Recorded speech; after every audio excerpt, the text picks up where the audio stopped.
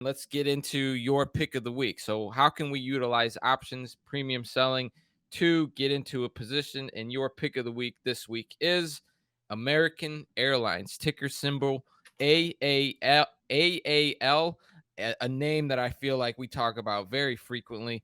What's going on with American this week? Where's the Well, opportunity? and I can just see all of our podcast viewers saying, not this one again. But I'm telling you, this is a great time for American Airlines. We've got so many things that we can do with this guy. So if you take a look at my chart, let me go ahead and squeeze some of these signaling indicators down. Let's just look at the price and volume chart. And I'm at it over the last couple of years. You can see that since about a year ago, this time last year, about the beginning of June, we've been in this kind of sideways, choppy uh, pattern with support somewhere around $12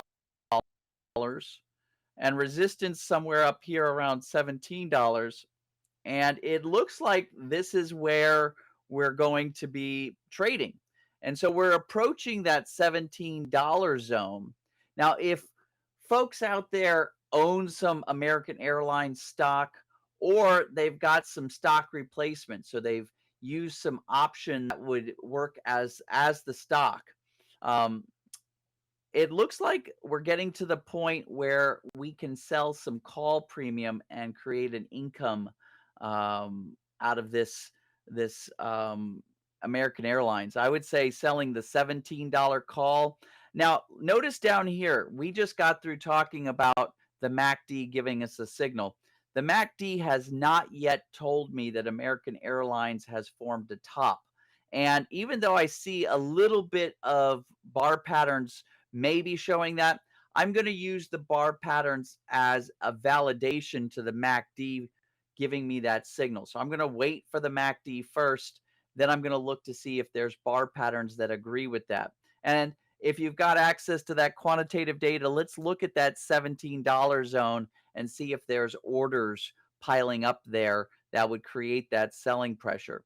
But once we've identified this top, this would be a perfect time to sell our July option, so near term option, collect a little bit of premium right now. If I look at that July option, so this is expiring on July 21st, which is the third Friday of July, I could get a whole whopping 55 cents per share for that option right now. That's very good for an underlying symbol that's trading at $16.50. 55 cents is more than 2 or 3% for just being there for the month. So I'm getting ready to sell some call premium. Now, for those of you out there that don't own the stock or don't own a stock replacement, don't fear not. This is a great time if we find that we've got a top to, instead of selling call premium, we could set ourselves up to be selling put premium. And to do that, you short the stock. So we could get ready to short the stock. Again, I'm not going to short anything till I get the signal. But when I get the signal, I could think about shorting the stock. Or if I don't want to short the stock, we could instead use a inverse stock substitute, which is basically geek speak for saying I'm going to buy a far out in time, deep in the money put option, which will act like the stock in reverse. So it'll be like shorting a stock. So I could buy that put or I could short the stock. And then I'll be ready for selling put premium in the future when American Airlines inevitably comes back down.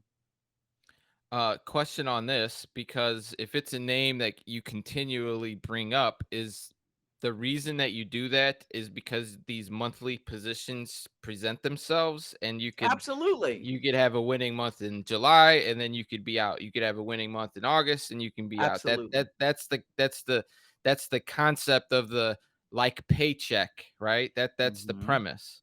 There's these candidates, and people think I'm full of crap, but I literally have been trading the same symbols on and off for like the last 20 years. And that's because once you've got a symbol that goes in these sideways choppy patterns, what makes a underlying company or an ETF, what makes their stock go sideways?